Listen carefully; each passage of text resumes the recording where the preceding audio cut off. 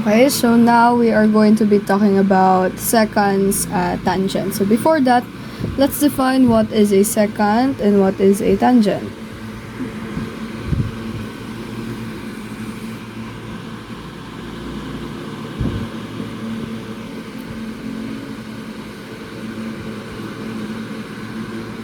So a tangent is where it's a line that only touches the circle or it only touches the circle once. Okay, so example ng tangent ay ito. Straight line. Okay, so okay. It only touches the circle once. Ayan, so may point yan siya dyan. May point of tangency siya. May point of tangency. Yun. Sa secant naman, it's a line that touches the circle twice. So basically, yung tangent hanggang exterior lang siya ng circle and yung secant pwede siyang mag-pass to the interior. So yung tangent hanggang dito lang yan siya. Yan. Yan, ganyan lang siya. Tangent. Ay, wait. Yan, hanggang dyan lang yan siya. Okay? So yan. Yung secant pwede rin dito. Yan. Okay, so that is our secant and our tangent. Okay, so start tayo sa ating mga theorem. Start na tayo agad. So start tayo sa tangent line theorem. So sinasabi dito that sa tangent line theorem. So if a line's tangent or if a line is tangent to a circle, so ito yung line na yan, that is the line. If a line is tangent to a circle, meaning if a line meets the circle or one time or it touches the circle once, it's perpendicular to the radius down to the point of tangency.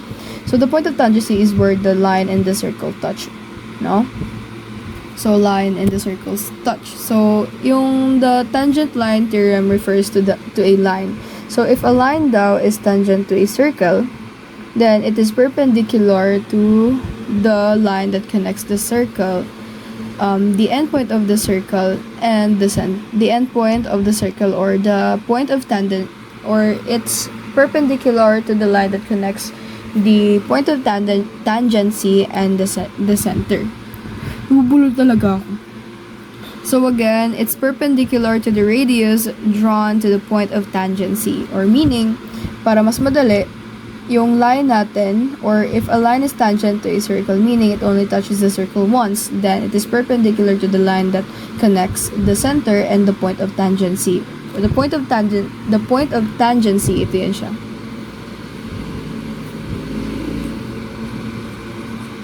So the point of tangency is where the line and the circle touch. Okay, so meaning perpendicular daw. So, it makes a 90-degree angle. So, yan yung tangent line theorem natin. Next naman is the converse of the tangent line theorem. So, ano naman yung the converse of the tangent line theorem? So, kabaliktaran lang siya ng tangent line theorem. Oo. So, ito naman, if a line is perpendicular to a radius of a circle, on the endpoint of the circle, that line is tangent to the circle. So, sinasabi natin kapag may isang line daw or if a line is perpendicular to the radius of a circle, no, on the endpoint of the circle. So, ito yung endpoint ng circle natin.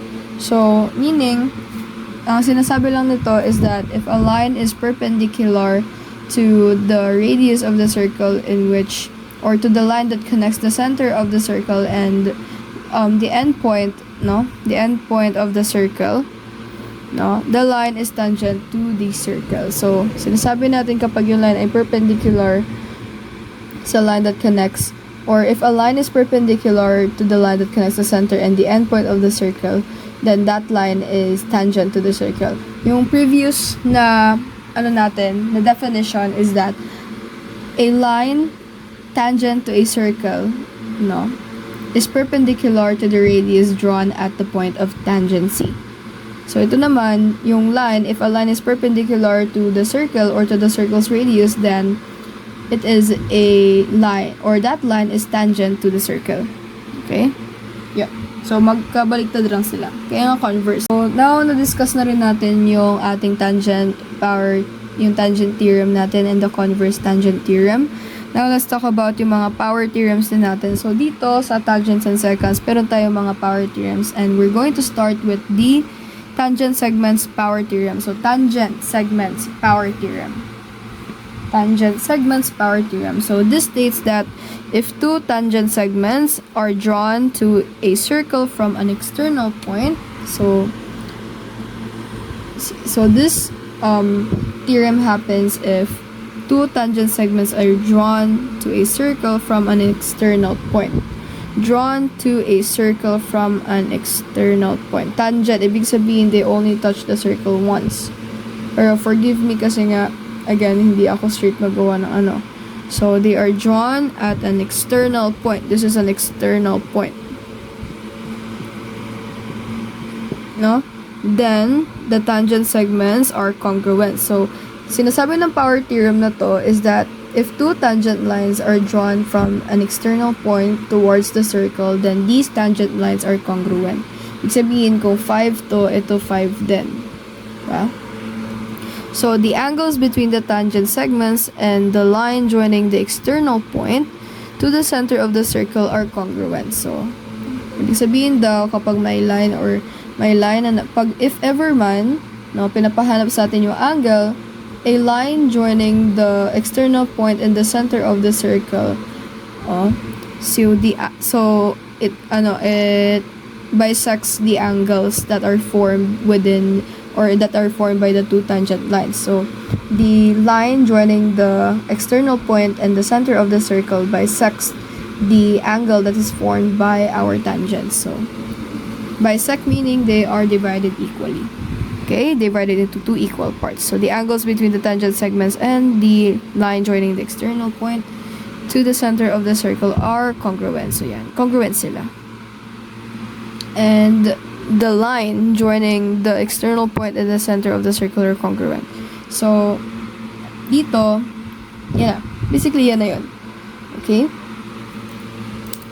Okay, so let's use this example. So, sorry if nagulat kayo. Pero, you can find this at page 136. So, medyo align siya sa theorem na kakadiscuss lang natin, which is, diba, yung ating, yung power theorem natin, yung tangent segments power theorem. So, ito yung external point natin. So, this is an external point. No? So, kung saan ito ay dalawang tangents to. Mga tangents yan sila.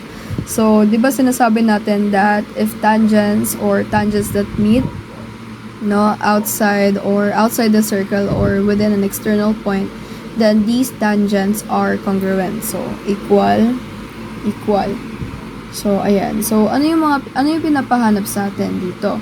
So, ang pinapahanap sa atin ay CX. So, we know the information na yung kanilang angles, they are congruent. Diba? They are bisected, no, into two equal parts. Alam natin yan. So, yun lang yung iba nating alam. Ano pa ba yung iba? So, dito, look at our given. So, since ito congruent, ito 6 yun sa baba. Ito, hindi natin alam yung info or yung kanyang measurement dito. Wala namang measurement sa taas, so we need to find it. So, dito nakikita natin na mayroong mga values na 6 at 4. So, paano natin makukuha yung value ng kabila? So, remember, a line that is connecting the center and or an external point of the circle is a radius. So, kapag radius, equal sila. Kaya naman, 4 rin dito. Ito, 6 rin. Okay? So, sumunod dyan is hahanapin na natin yung x. So, paano natin hahanapin? We're going to use the formula which is AO is over AE. Sabihin ito, AO is over AE equal, no, to CF. Okay, CF na lang. CF, ay hindi, CF pala. DF over DE. Yan. So, AO natin, it's 4. And AE natin ay 6. No? Yung DF natin. So, bakit DE at DF? Kasi ito yung hinahanap eh. nandyan. So, DE yan ay X at DF natin ay 6. So, ang gagawin natin dyan, of course, simplify muna natin to. Ay, pwede naman ganito. Simplify natin sila. So, ito ay maaaring maging 2 over 3. Diba? So, 2 over 3. So, ang gagawin naman natin dyan ay mag-cross multiply tayo. So, magiging 2x equal 18. So, over 2. So, magiging x is equal to 9. So, 9 yung sagot. Yan. Okay? So, paano naman kung ganito yung ibibigay sa atin? Kung pinapahanap sa atin ay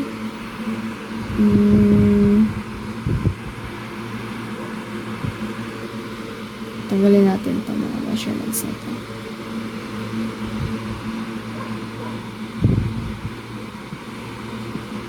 Paano kung ang pinapahanap sa atin ay ang the line OF?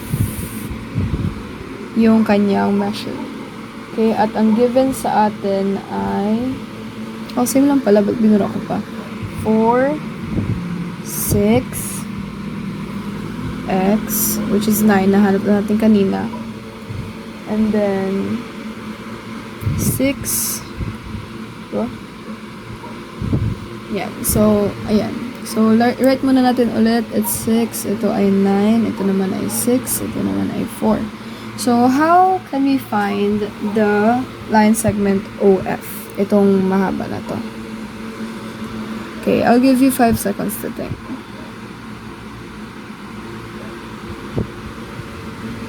Okay, so if naisipan mo, gamitin natin yung Pythagorean theorem, you're right. Okay? So, Pythagorean theorem natin. So, paano natin magagamit ang ating Pythagorean theorem in this?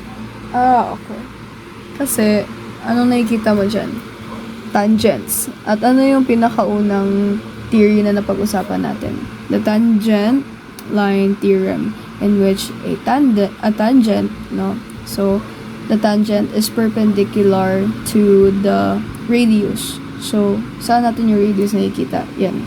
So, ito radius yan. Radius naman ito. Ito radius din. Ito radius din. Okay? So, since na-conclude natin na 90 degree yan, perpendicular, diba? 90 degree angle yan. So, we can use the Pythagorean theorem na. So, ito, hinahanap natin dito. No? Kunyari, ito. So, hinahanap natin ay ang hypotenuse. So, ito yung nawawala. Let's x na lang. Tawag natin x dyan. So, ito ay magiging 4. Ito ay 6. Okay. So, ang hypotenuse is, which is x squared is equal to 4 squared plus 6 squared. 16 plus 36. Yan yun.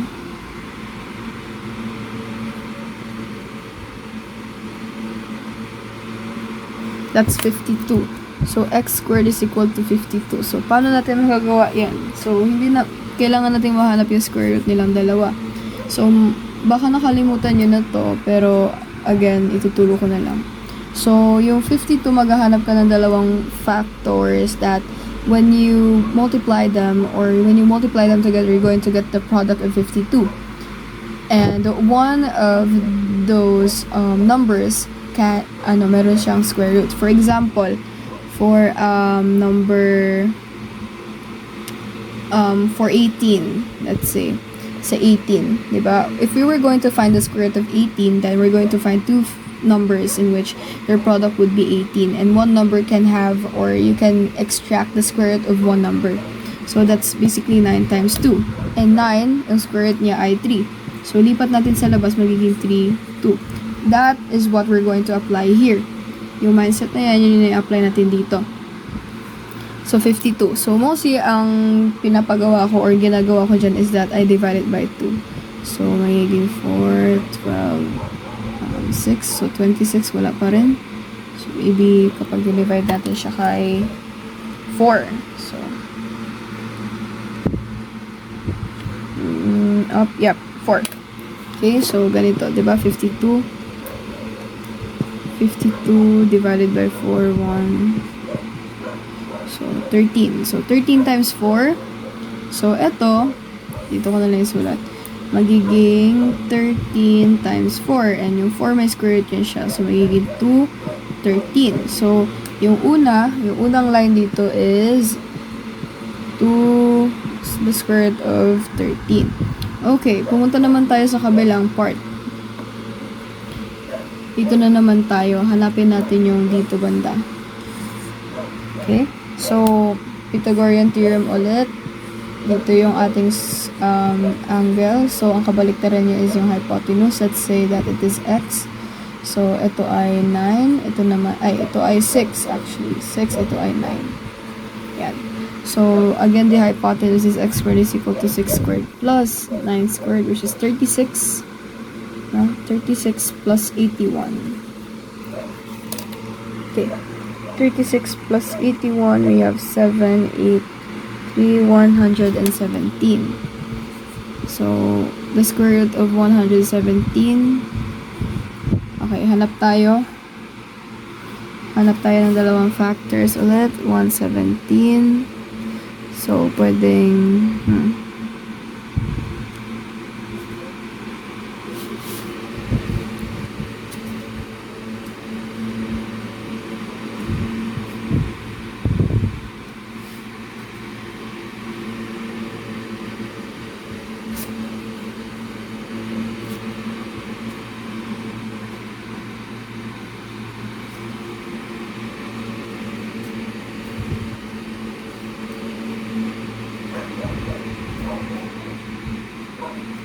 Ayan, it's 9. So, 9 times 9, it's 9 times 13. So, ilabas lang natin si 9. So, magiging 3. So, magiging 3 square root of 13 naman etong malaking to.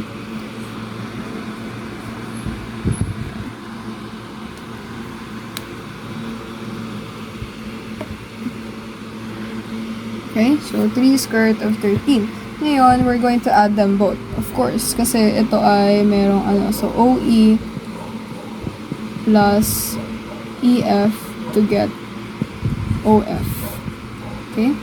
So, OE is the 2 and square root of 13 plus 3 square root of 13. So, applying this rule, pares naman sila. We're just going to add these two.